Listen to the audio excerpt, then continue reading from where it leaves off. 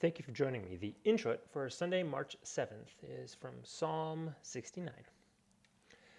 For zeal for your house has consumed me, and the reproaches of those who reproach you have fallen on me. Deliver me from sinking in the mire.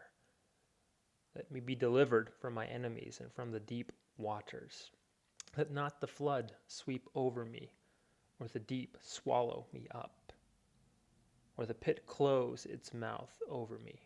Answer me, O Lord, for your steadfast love is good. According to your abundant mercy, turn to me. Now, sometimes when we are in trouble, we might describe ourselves as being over our heads or in too deep. It's an effective image to use in order to give a visual to how we are feeling in the situation we are in. Now, the prevailing image that we have here in this psalm is the image of going down, depths, sinking, deep.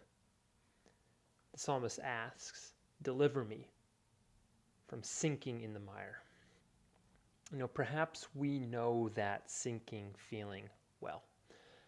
Perhaps we've been at that place like the psalmist was, where we are sinking and we don't know how we're going to get up. We're stuck with a bad attitude, stuck in our fears, stuck in a sin that does not want to relinquish its hold on us. Now, there is a popular idea that when we are brought low, we have to do something to lift ourselves up.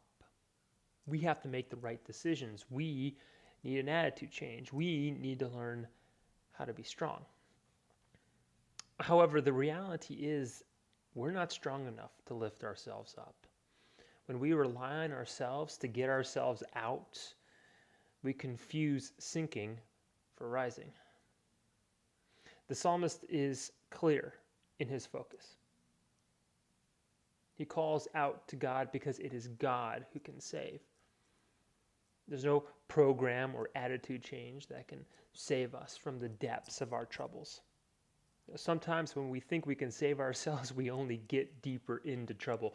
But also notice how the psalmist appeals to God. He appeals to God's steadfast love. He asks for deliverance, not because he has a legitimate case to be made, not because he is persistent, but because God's love and his care for his creation will cause God to act. And I like that in the Introit section, we're not told a direct answer. And I like that because sometimes God waits for deliverance. He waits until the right time to deliver.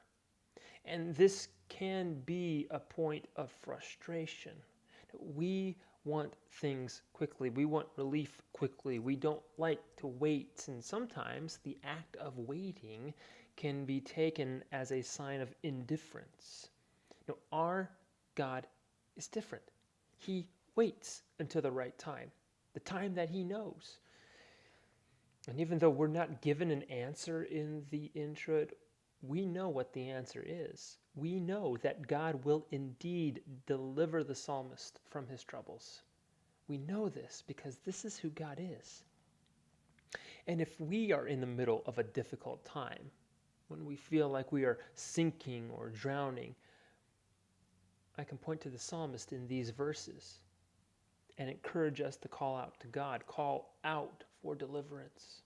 And when we do, we wait, knowing that God will indeed bring his deliverance. It may not happen immediately, but it will happen. In fact, it has already happened through Jesus.